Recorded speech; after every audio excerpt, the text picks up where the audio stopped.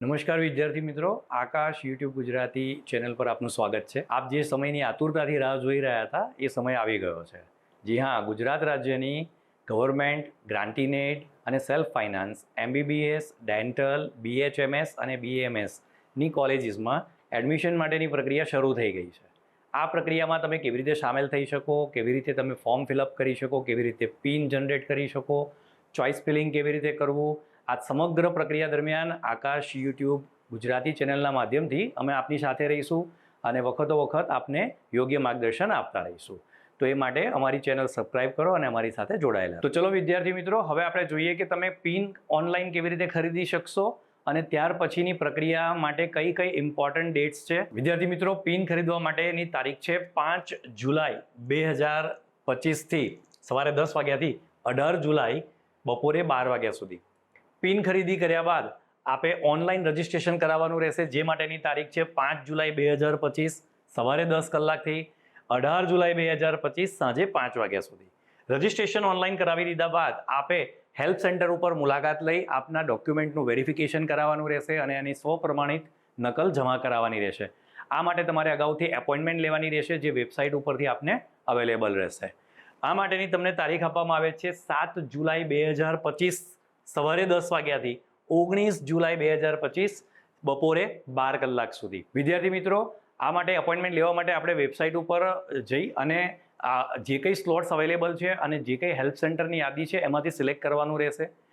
આ માટે પિન ખરીદી કરવા માટે સૌપ્રથમ આપણે 1000 રૂપિયા નોન રિફંડેબલ અને 10,000 રૂપિયા રિફંડેબલ ડિપોઝિટ સહિત કુલ 11,000 રૂપિયાનું પેમેન્ટ કરવાથી આપને ઓનલાઈન પિન ખરીદી કરી શકશો। હેલ્પ સેન્ટરના જ્યારે પણ આ મુલાકાત લેશો, આપને જાહેર રજા સિવાયના દિવસોમાં અને રવિવારના રજા સિવાયના દિવસોમાં 10 વાગ્યાથી 4 વાગ્યા સુધીના સમયમાં મુલાકાત લેવાની રહેશે। સુરત અને અમદાવાદ મ્યુનિસિપલ કોર્પોરેશનમાં રહેનારા વિદ્યાર્થીઓ જ્યારે સુરતની અથવા અમદાવાદની NHL મેડિકલ કોલેજમાં પ્રવેશ માટે પાત્ર ઠરે છે, તો એના માટે એમણે પોતાની નજીકની સુરત મ્યુનિસિપલ કોર્પોરેશનની મેડિકલ કોલેજ, અમદાવાદના વિદ્યાર્થીઓએ NHL મ્યુનિસિપલ મેડિકલ કોલેજની મુલાકાત લઈ ત્યાંના ડીનશ્રીનો સંપર્ક કરી અને લોકલ ઉમેદવાર હોવાનું પ્રમાણપત્ર મેળવવાનું રહેશે। સમગ્ર પ્રવેશ પ્રક્રિયા દરમિયાન આપને કોઈ પણ મદદની જરૂર હોય, માર્ગદર્શનની જરૂર હોય તો એના માટે આ વેબસાઇટ છે, આ વેબસાઇટ ઉપર આપ મુલાકાત લઈ શકો છો,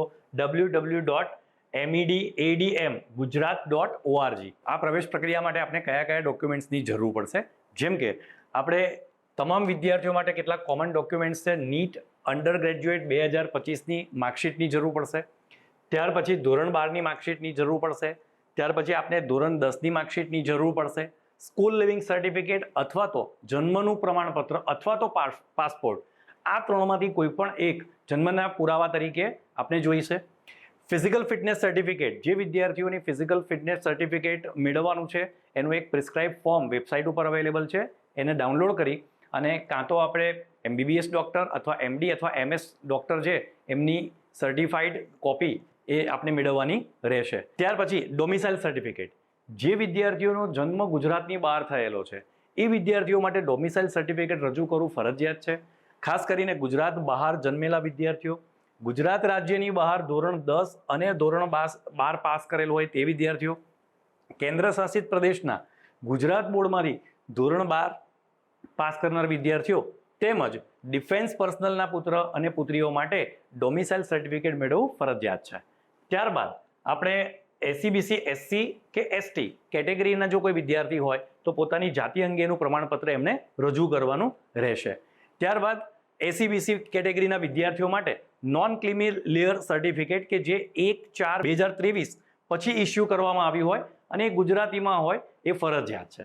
ત્યાર પછી EWS કેટેગરીમાં જે વિદ્યાર્થીઓ એપ્લાય કરવા માંગે છે, આર્થિક રીતે નબળા વર્ગમાં સમાવેશ થતા હોવાનું પ્રમાણપત્ર 1/4/2023 પછીનું હોવું જરૂરી છે।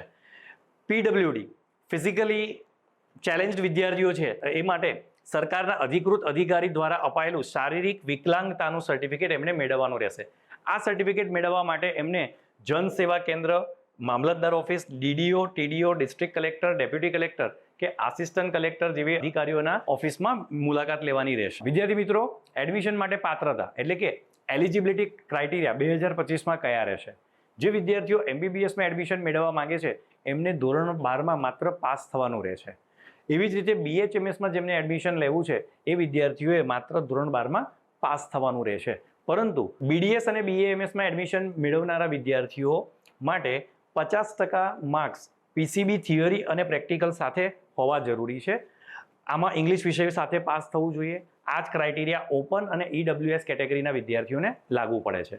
પરંતુ PWD કેટેગરીના વિદ્યાર્થીઓ માટે ઓછામાં ઓછા 45% હોવા જરૂરી છે. તેમજ SC ST અને SEBC કેટેગરીના વિદ્યાર્થીઓને ઓછામાં ઓછા 40% માર્ક્સ હોવા જરૂરી છે. વિદ્યાર્થી મિત્રો, મેડિકલ સર્ટિફિકેટ ઓફ ફિટનેસ આની અંદર માગેલી વિગતો છે એ આપણે ભરવાની રહેશે.